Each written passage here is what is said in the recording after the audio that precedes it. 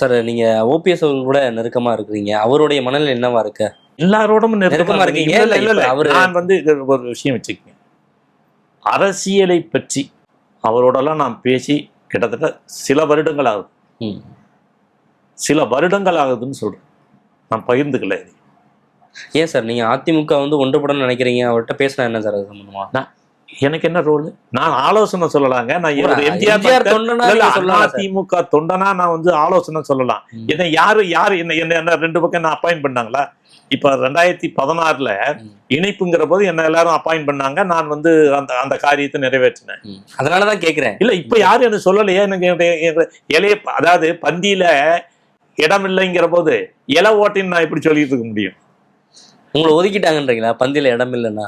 இல்ல என்ன யாருமே ஒதுக்க முடியாதுங்க. நான் வந்து என்னுடைய பணியை சேவையை அரசியல் பணியை சேவைதான் அப்படின்னு நினைச்சு நான் பண்ணிட்டு இருக்கேன்.